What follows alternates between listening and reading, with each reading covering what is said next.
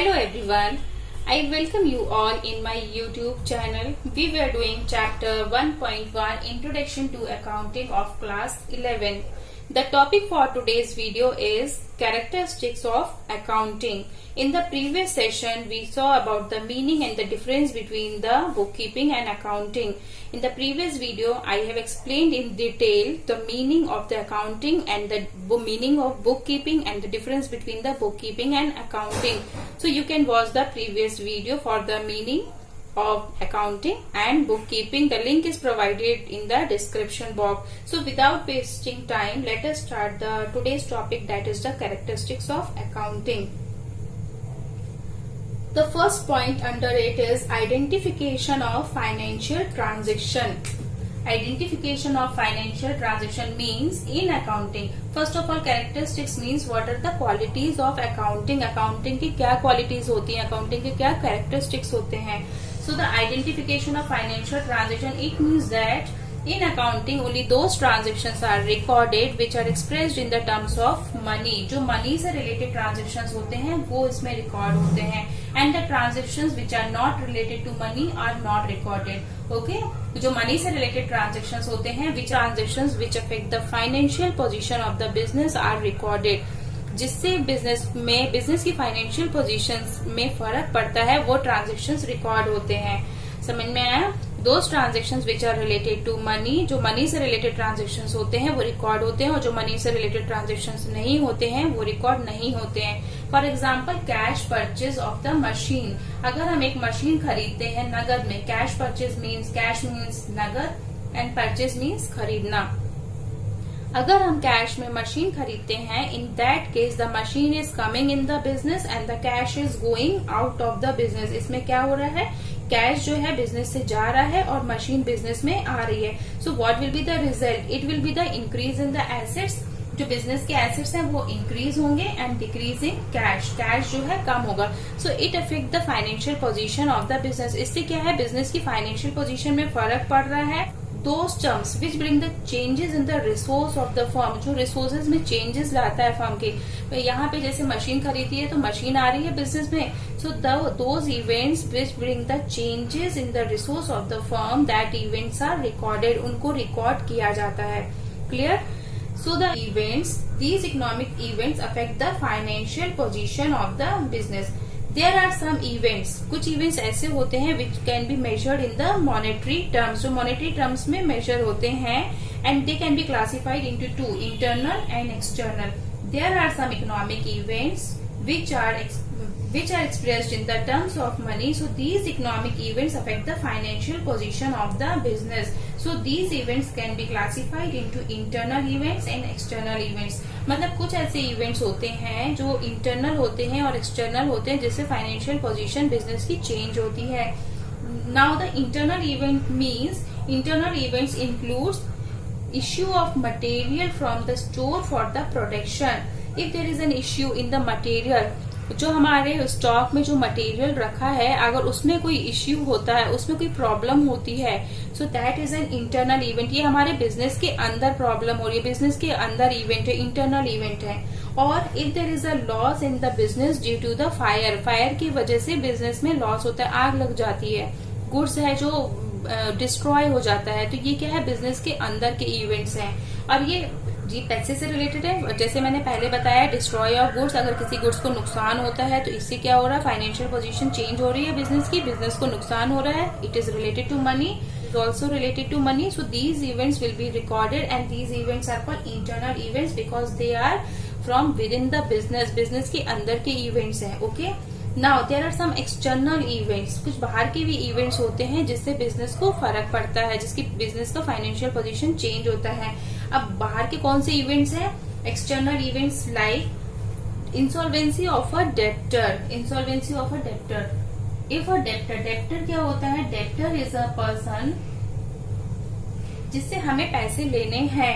For example, a person whom the business has provided the goods on credit. किसी person को हमने 10,000 का goods provide किया था उधार में, and that person has declared insolvent. वो इंसॉल्वेंट डिक्लेयर हो गया है, अब वो कुछ नहीं दे पाएगा. मीन्स अब हमें वो पैसा नहीं मिलेगा। जिससे बिजनेस को पैसा लेना है, हमें किसी से पैसा लेना है, अब हमको सामने वाले पार्टी से पैसा नहीं मिलेगा।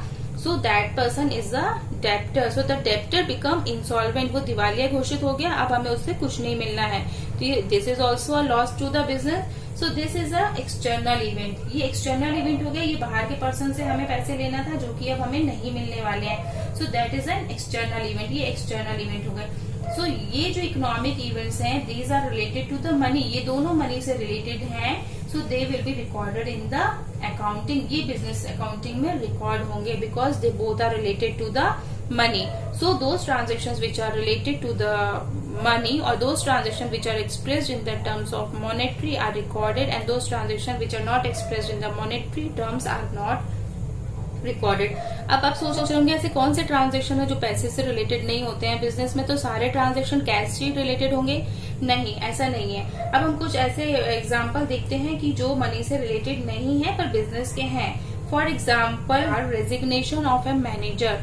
If a manager resign from the business, अगर कोई मैनेजर बिजनेस से रिजाइन देता है तो इससे क्या बिजनेस को फर्क पड़ रहा है? नहीं, वो तो दूसरा मैनेजर आ जाएगा। ठीक है, तो ये रिकॉर्ड होगा क्या? नहीं रिकॉर्ड होगा। Why? Because it is not expressed in the monetary terms, इसका कैश से कोई भी लेना देना नहीं है and it does not affect the business. Okay, so it will not be recorded. और another example is opening of a competitive business in the market. अगर सेम बिजनेस, अगर मार्केट में सेम कॉम्पिटिटिव बिजनेस ओपन होता है तो इससे भी हमारे बिजनेस को कोई फर्क नहीं पड़ रहा है। इसमें ना कैश आ रहा है और ना कैश जा रहा है, इसमें कोई भी फाइनेंशियल ट्रांजेक्शन नहीं है, it is not related to money, so it will not be recorded. Clear? In short, इसमें कहने का मतलब ये है, those transactions which are related to money are recorded and those transactions which are not related to money are not recorded. Second point, that is recording. अभी मैंने कई बार बताया है, in accounting the transactions are recorded. आपने कई बार सुना है कि अकाउंटिंग में ट्रांजेक्शन्स रिकॉर्ड होते हैं। Okay, but the transactions are recorded by following certain rules and principles. There are certain rules and principles through which, by following that rules and principle, the transactions are recorded. कुछ rules होते हैं, कुछ principles होते हैं, we have to follow these rules. हम अपने आप से record नहीं करेंगे। So there are certain rules and principles which are followed for recording the transaction in the book of accounting. समझ में आया? So the transaction first of all are recorded in the journal. The transaction first of all are recorded in the journal by following certain rules and principles. सबसे पहले जो transaction है इसमें record होते हैं, जर्नल में रिकॉर्ड होते हैं। What is journal? Journal is an accounting book. ये भी एक अकाउंटिंग बुक है जिसमें ट्रांजेक्शन्स को रिकॉर्ड किया जाता है, accounting book. So the second point means transactions are recorded by following certain rules and principles, and first of all the transactions are recorded in the book called journal. समझ में आया? Now the third point is classifying. After recording the transaction in the journal, सबसे पहले हमने transactions को कहाँ record किया? Transactions means जो भी बिजनेस में लेन देन होते हैं, that is called transaction. So first of all transactions are recorded in journal. सबसे पहले ट्रांजेक्शन जर्नल में रिकॉर्ड होते हैं। जर्नल क्या होता है? जर्नल एक अकाउंटिंग बुक होती है, एक रजिस्टर है जिसमें सारे ट्रांजेक्शंस को सबसे पहले रिकॉर्ड कर दिया जाता है। So after recording the transaction in journal, the transactions are classified. Transactions जो है क्लासिफाइड होते हैं। So how the transactions are classified? कैसे क्लासिफाई होते हैं? A day a lot of transactions takes place in a business. जब हम business कर रहे हैं, एक ही दिन में कितने सारे ट्रांजेक्शन्स हो जाते हैं। जैसे कि for example, first transaction was cash purchase. First हमारा जो ट्रांजेक्शन हुआ है कैश परचेज ऑफ ₹10,000। नगद में हमने 10,000 रुपीज का खरीदा। Now the second transaction takes place of cash sales. नगद में बेचा, cash sales of ₹5,000। Then again the transaction takes place that machine purchase और फर्नीचर परचेज। फर्नीचर खरीदा, furniture purchased for ₹6,000. So there will be so many transactions in one day. So first of all, these transactions are recorded in journal. After recording the transaction in journal, these transactions will be classified. Means the transactions related to purchase will be recorded at one place. जितने भी purchase के transactions हैं उसको हम अलग से record करेंगे। And the transactions related to sales will be recorded at one place, और जो सेल्स से रिकॉर्डेड है वो अलग रिकॉर्ड होंगे, सेल्स से जो रिलेटेड ट्रांजेक्शंस हैं वो अलग रिकॉर्ड होंगे। In the same way the total received, जितना भी रिसीव्ड हो रहा है, all the cash received will be recorded at one place and all the payment will be recorded at one place. Okay, so the transactions of a particular nature, particular type of transaction will be recorded at a particular place। इसमें से हम जितने भी transactions हुए हैं, purchase वाले transactions को हम एक पर्टिकुलर प्लेस में रिकॉर्ड कर देंगे परचेज में, सेल्स वाले ट्रांजेक्शन सारे सेल्स में रिकॉर्ड कर देंगे, जितना भी रिसीव हो रहा है कैश रिसीव में रिकॉर्ड करेंगे, जितना भी पेमेंट हो रहा है उतना हम पेमेंट में रिकॉर्ड करेंगे। सो यहाँ पे हमने क्या किया, ट्रांजेक्शन को क्लासीफाई कर दिया। So the second stage of recording the transaction is classifying the transaction and recording at a particular place, that is known as classification. So these accounts, अब ये जो इतने सारे अकाउंट्स हैं, so these accounts are open in a book called ledger. एक जो book होती है उसमें ये अकाउंट्स ओपन किए जाते हैं। These accounts are open in a book known as ledger. ये जो हमने इतने सारे अकाउंट्स को क्लासीफाई कर दिया, the accounts are classified and are recorded at a particular place. So these accounts are open in a book called ledger. अब ये लेजर क्या होता है, ये भी एक अकाउंटिंग बुक है, जर्नल, लेजर, ये सब अकाउंटिंग बुक है। So these accounts are open in a book called ledger. Clear? So the art of recording transaction from journal to ledger. सबसे पहले मैंने बताया the transactions are recorded in a book called journal. After recording in journal the transactions are classified and are recorded in a book called ledger. So from recording the transaction from journal to ledger is called posting. पहले हमने journal में record किया था, journal से फिर हमने क्या किया, उसको लेजर में रिकॉर्ड किया। सो यहाँ से जो ट्रांजेक्शन है यहाँ पे रिकॉर्ड करने को दैट इज कॉल्ड पोस्टिंग, इसको पोस्टिंग कहते हैं। Recording of transaction from journal to ledger is known as posting, right? समझ में आया 3 points? Now next point is summarizing. So first of all the transactions are recorded in journal. In the next point the transactions are classified and are posted in the ledger. Now after posting in the ledger, why these transactions are recorded? इनको क्यों record किया जा रहा है? After that the summarizing means summary is prepared. The data which has been recorded in the book of accounting, from that data summary is prepared. उसकी जो है summary बनाई जाती है। क्यों बनाई जाती है? Because the summary is useful for taking the various decision relating to the business. So summary means presentation of the accounting information to the various interested parties so that the decision relating to the business can be taken, future decision relating to the business can be taken. Okay?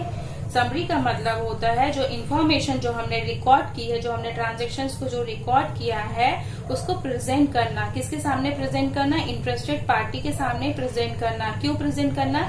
ताकि जो business के जो decision है, आगे जो future में decision लेना है बिजनेस से रिलेटेड, उस समरी को देख के बिजनेस से रिलेटेड जो डिसीजन है उसको ले सकें। Clear? Next point is analysis and interpretation. So analysis and interpretation means examination of the causes and the effect of the financial data. Means to examine the, अभी मैंने पहले भी बताया था that in accounting the transactions are not only recorded but they are analyzed. Analyzed means each and every transactions are analyzed. The informations which has been recorded in the accounting register, so that accounting information is analyzed and the causes and the effect are examined. Causes means if there is a loss in the business, so what are the reason for the losses? ये जो loss हो रहे हैं वो क्यों हो रहे हैं? And if the expenses are more than the income, अगर खर्चे ज्यादा हो रहे हैं इनकम से, so how these expenses can be controlled? इस expenses को कैसे कम कर सकते हैं? So it is if the business is going in loss, so what are the reason for the losses? And if there is a profit in the business, so how this profit can be used for the future? उस profit को future में कैसे use करना है? So the causes and the effect, what are the reason for the losses and why there are so much expenses, why the expenses are more than the income? So all these causes and effect are examined. जो इसमें financial जो information record है, accounting information जो record है उसको analyse किया जाता है और क्या कॉजेस हैं, क्या रीजन है, ये क्यों हो रहा है, ये सब इसमें कॉसेस फाइन किए जाते हैं, एग्जामिन किए जाते हैं. So this transactions are not only recorded but they are analysed. Okay. Now the last is communication to user. Communication का तो means providing information to the external and the internal user of accounting. मतलब ये जो information है, जो हमने register में जो हमने इन्फॉर्मेशन पूरी रखी है, जो ट्रांजेक्शन्स को रिकॉर्ड किए हैं, उसको कम्युनिकेट करना, उसको यूजर्स को बताना. अब ये कौन यूजर है जिसको इसकी जरूरत है, ऐसे कौन से यूजर हैं? So there are so many users which are interested, who are interested in the information of the business. For example, like in creditors means those who provide goods on credit. जब हम business करते हैं तो हम credit में सामान लेकर आते हैं, उधार में हम गुड्स लेकर आते हैं. सो वो हमें ऐसी गुड्स दे देंगे क्या? नहीं देंगे. First they want to know the position of the business. वो बिजनेस की पोजीशन देखना चाहेंगे कि क्या बिजनेस को हम इतना गुड्स उधार में दे रहे हैं, क्या बिजनेस पे कर पाएगी या नहीं कर पाएगी. So creditors are interested in the accounting information relating to the business. Before providing the goods on the credits, they want to know the financial position of the business, and financial position can be known by seeing the information, accounting information which are recorded in the accounting register. उसी information को देख के पता लगेगा कि हमको business को goods उधार में दे या नहीं दे. Okay. Investors means those who invest in the business. जो पैसा लगाते हैं बिजनेस में, वो भी पैसे कब लगाएंगे? When condition of the business is good, only in that condition they will invest in the business, otherwise not. अगर हम भी किसी बिजनेस में पैसा लगाएंगे और हमें मालूम है वो बिजनेस लॉस में जा रही है, तो क्या हम पैसा लगाएंगे? नहीं.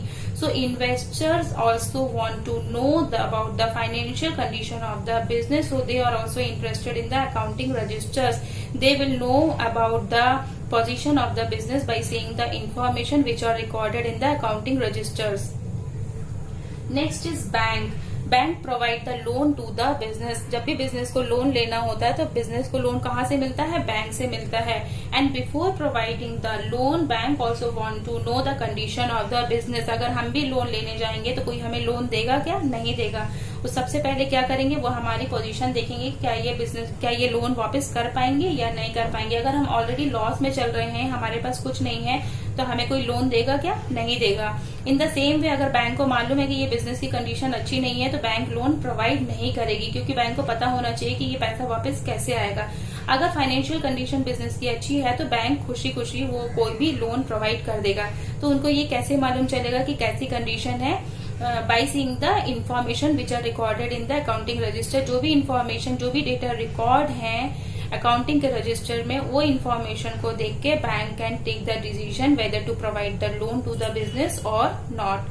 In the same way, government before imposing the tax on the business, by seeing the information, by seeing the financial position of the business, government can impose the tax on the business. कितना tax लेना है business से, that the government will decide by seeing the accounting information. वो accounting information जो record है उसको देख के गवर्नमेंट टैक्स इम्पोज करेगी. So these are the external users. External means they are from outside the business. ये business के बाहर के users हैं. Those who are interested in the accounting information. ये सारे accounting information में interested हैं.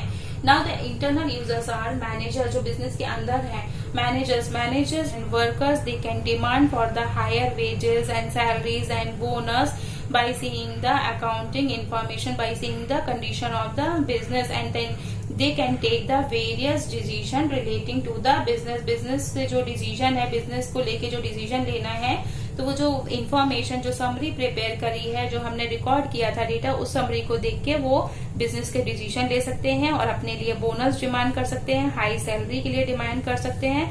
So these information, all this information they will get from the data which are recorded in the accounting register. जो accounting register में जो data record है उसी को देख के वो डिसीजन ले सकते हैं. समझ में आया? Again see from the first point was identification of the financial transaction and events means only those transactions are recorded which are expressed in the terms of money, and which are not expressed in the terms of money are not recorded. Second is recording. Transactions are recorded by following certain rules and principles. First of all, that transactions are recorded in journal. Next is classifying. After recording in journal, the transactions are classified and are recorded at a particular place. जो purchase से related है वो purchase में record होंगे, जो sales से related है sales में record होंगे, जो receipt से related है वो receipt में record होंगे. So the transactions are classified and recorded in ledger. After recording, summarizing, the summary is prepared. All the data which are recorded in the book of accounting, the summary is prepared so that the future business decision can be taken. Analysis and interpretation means all the transaction, all the data which are recorded in the book of the accounting are analyzed to examine the causes, what are the causes for the losses, and to examine the cause and how these losses can be overcome. in जो loss हो रहा है business में उससे कैसे overcome कर सके. तो all these data are analyzed. Communication, these informations are useful for the external users and the internal users. External users are creditors, investor, bank and government, and internal users are manager and workers. They need the information, accounting information of the business. So here we complete the characteristics of accounting. Hope you understood this topic. So in the next video we will meet with a new topic, that is the advantages of accounting. So till then, take care and be blessed. Bye.